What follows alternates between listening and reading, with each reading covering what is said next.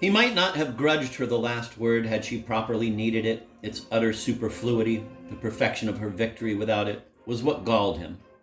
Yes, she had outflanked him, taken him unawares, and he had fired not one shot. Esprit de l'escalier. It was as he went upstairs that he saw how he might yet have snatched from her, if not the victory, the palm. Of course, he ought to have laughed aloud. Capital, capital, you really do deserve to fool me. But yours is a love that can't be dissembled. Never was man by maiden loved more ardently than I by you, my poor girl, at this moment. And stay, what if she really had been but pretending to have killed her love? He paused on the threshold of his room. The sudden doubt made his lost chance the more sickening. Yet was the doubt dear to him? What likelier, after all, than that she had been pretending? She had already twitted him with his lack of intuition. He had not seen that she loved him when she certainly did love him. He had needed the pearls' demonstration of that. The pearls! They would betray her. He darted to the fender, and one of them he espied there instantly. White? A rather flushed white, certainly. For the other he had to peer down. There it lay, not very distinct, on the hearth's black leading.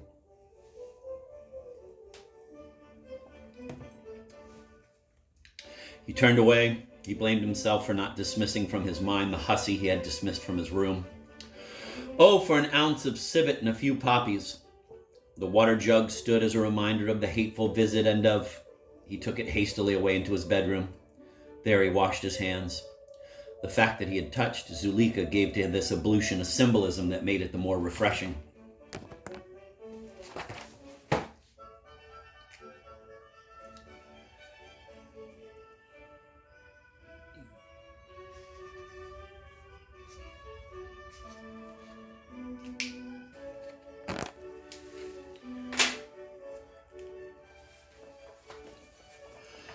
Civet?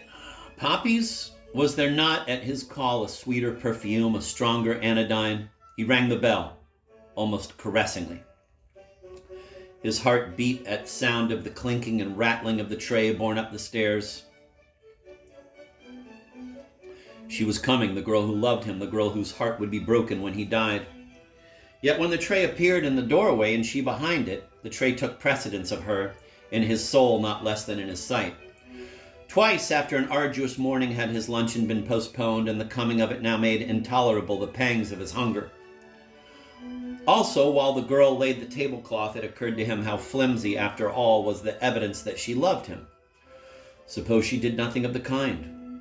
At the junta, he had foreseen no difficulty in asking her. Now he found himself a prey to embarrassment. He wondered why.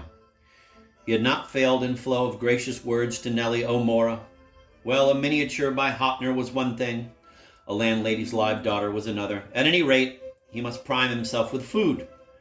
He wished Mrs. Batch had sent up something more calorific than cold salmon. He asked her daughter what was to follow. There's a pigeon pie, Your Grace. Cold? Then please ask your mother to heat it in the oven, quickly. Anything after that? A custard pudding, Your Grace. Cold? Let this too be heated. And bring up a bottle of champagne, please, and a bottle of port. His was a head that had always hitherto defied the grape, but he thought that today, by all he had gone through, by all the shocks he had suffered and the strains he had steeled himself to bear, as well as by the actual malady that gripped him, he might perchance have been sapped enough to experience by reaction that cordial glow of which he had now and again seen symptoms in his fellows. Nor was he altogether disappointed of this hope. As the meal progressed and the last of the champagne sparkled in his glass, certain things said to him by Zuleika, certain implied criticisms that he had rankled, yes, lost their power to discommode him. He was able to smile at the impertinences of an angry woman, the tantrums of a 10th-rate conjurer told to go away. He felt he had perhaps acted harshly. With all her faults, she had adored him. Yes, he had been arbitrary. There seemed to be a strain of brutality in his nature. Poor Zuleika, he was glad for her that she had contrived to master her infatuation. Enough for him that he was loved by this exquisite meek girl who had served him at the feast. Anon, lowly passion. Anon, when he summoned her to clear the things away, he would bid her tell him the tale of her lowly passion. He poured a second glass of port, sipped it, quaffed it, poured a third. The sunshine so long ago imprisoned by the vintner and now released to make glad his soul.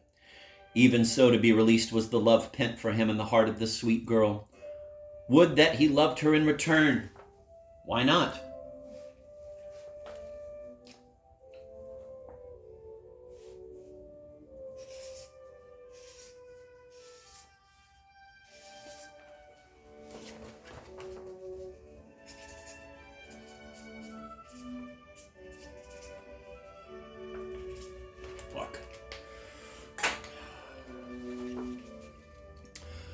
Prius insolentem, serva brisais niveo colere, movit Achillem.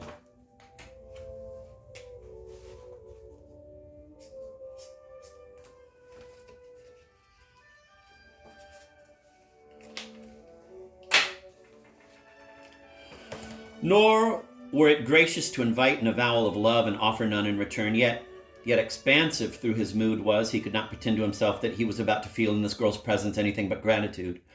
He might pretend to her, deception were a very poor return indeed for all her kindness. Besides, it might turn her head. Some small token of his gratitude, some trinket by which to remember him, was all that he could allow himself to offer. What trinket? Would she like to have one of his scarf pins, studs, still more abs? Ah, he had it. He literally and most providentially had it there in the fender. A pair of earrings. He plucked the pink pearl and the black from where they lay and rang the bell.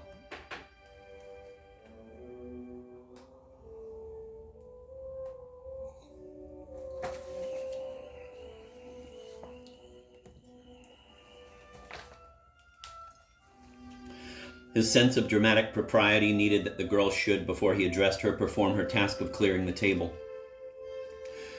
If she had it to perform after telling her love and after receiving his gift and his farewell, the bathos would be distressing for them both. But while he watched her at her task, he did wish she would be a little quicker, for the glow in him seemed to be cooling momently. He wished he had had more than 3 glasses from the crusted bottle which she was putting away from into the chiffonier. Down doubt, down sense of disparity. The moment was at hand. Would he let it slip? Now she was folding up the tablecloth. Now she was going. "Stay," he uttered. "I have something to say to you." The girl turned to him. He forced his eyes to meet hers. "I understand," he said in a constrained voice, "that you regard me with sentiments of something more than esteem. Is this so?" The girl had stepped quickly back and her face was scarlet. "Nay," he said, having to go through with it now. "There is no cause for embarrassment, and I am sure you will acquit me of wanton curiosity. Is it a fact that you love me?" She tried to speak, could not, but she nodded her head. The Duke, much relieved, came nearer to her. "What is your name?" he asked gently. "Katie," she was able to gasp. "Well, Katie, how long have you loved me?" "Ever since," she faltered, "ever since you came to engage the rooms." "You are not, of course, given to idolizing any tenant of your mother's?" "No." "May I boast myself the first possessor of your heart?" "Yes." She had become very pale now and was trembling painfully. "And may I assume that your love for me has been entirely disinterested? You do not catch my meaning? I will put my question in another way. In loving me, you never supposed me likely to return your love?" The girl looked up at him quickly, but at once her eyelids fluttered down again. Come, said the Duke. "My question is a plain one. Did you ever for an instant suppose, Katie, that I might come to love you?" "No," she said in a whisper. "I never dared to hope that." "Precisely," said he. "You never imagined that you had anything to gain by your affection. You were not contriving a trap for me. You were upheld by no hope of becoming a young duchess with more frocks than you could wear and more dross than you could scatter. I am glad, I am touched. You are the first woman that has loved me in that way. Or rather," he muttered, "the first but one. And she—" "Answer me," he said, standing over the girl and speaking with a great intensity. "If I were to tell you that I loved you, would you cease to love me?" "Oh, your grace," cried the girl. "Why, no, I never dared—" "Enough," he said. "The catechism is ended. I have something which I should like to give you. Are your ears pierced?" "Yes, your grace." "Then, Katie, honor me by accepting this present." So saying, he placed in the girl's hand the black pearl and the pink. The sight of them banished for a moment all other emotions in their recipient. She forgot herself. Lor, she said, I hope you will wear them always for my sake, said the Duke. She had expressed herself in the monosyllable. No words came to her lips, but to her eyes many tears, through which the pearls were visible. They whirled in her bewildered brain as a token that she was loved by him, though but yesterday he had loved another. It was all so sudden, so beautiful. You might have knocked her down, she says to this day, with a feather. Seeing her agitation, the Duke pointed to a chair, bade her to be seated.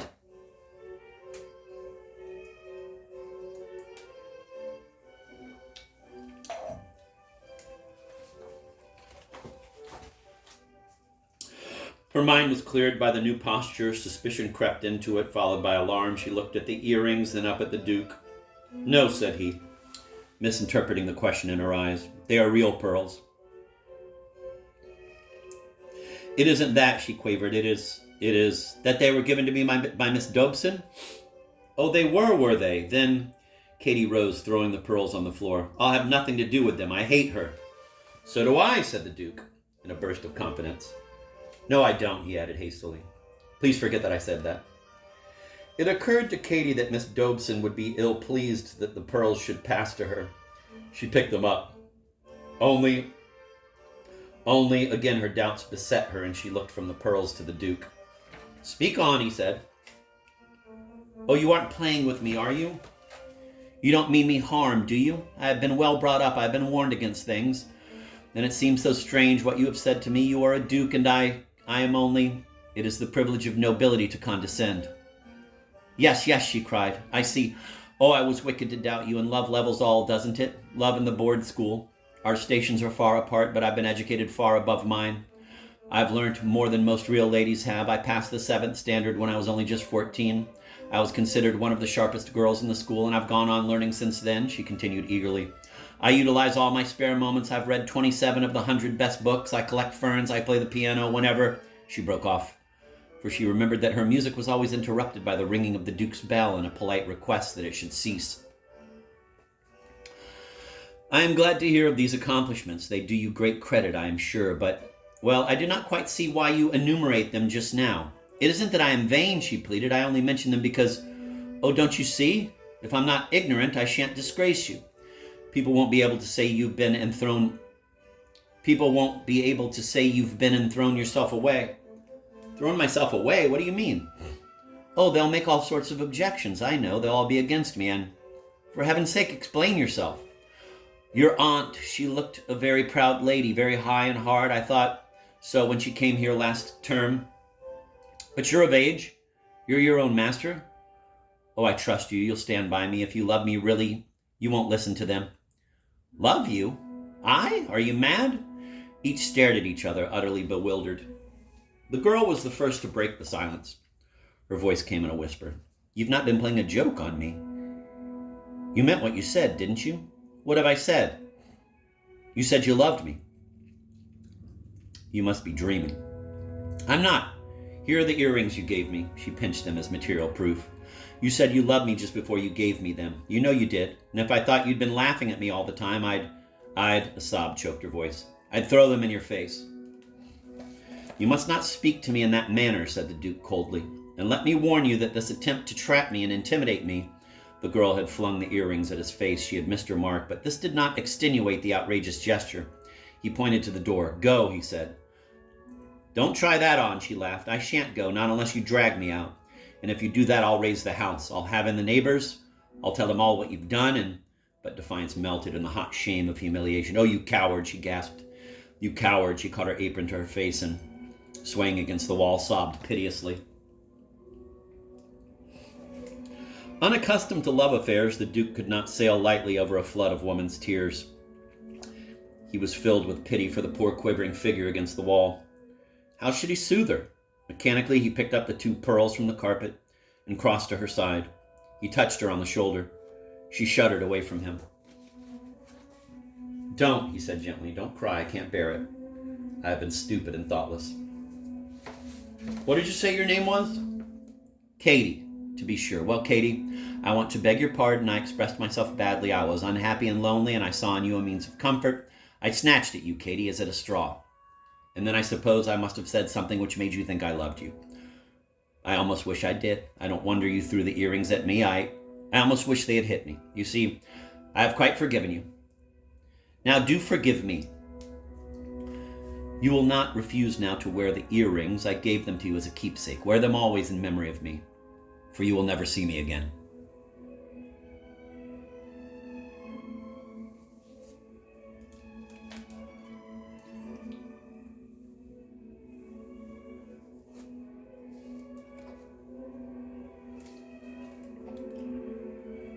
The girl had ceased from crying, and her anger had spent itself in sobs. She was gazing at him, woebegone but composed. Where are you going? You must not ask that, said he. Enough that my wings are spread. Are you going because of me? Not in the least.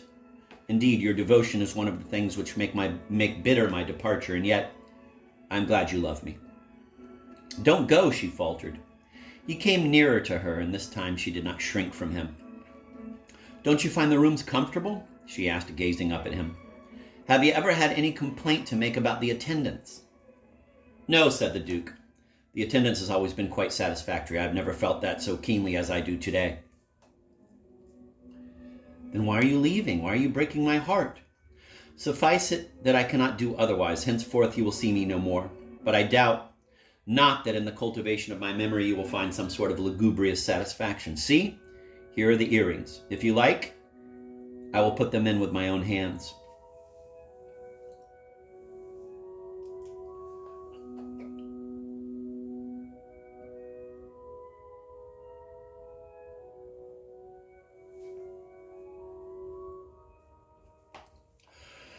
She held up her face sideways into the lobe of her left ear. He insinuated the hook of the black pearl. On the cheek upturned to him, there were still traces of tears. The eyelashes were still spangled. For all her blondness, they were quite dark, these glistening eyelashes.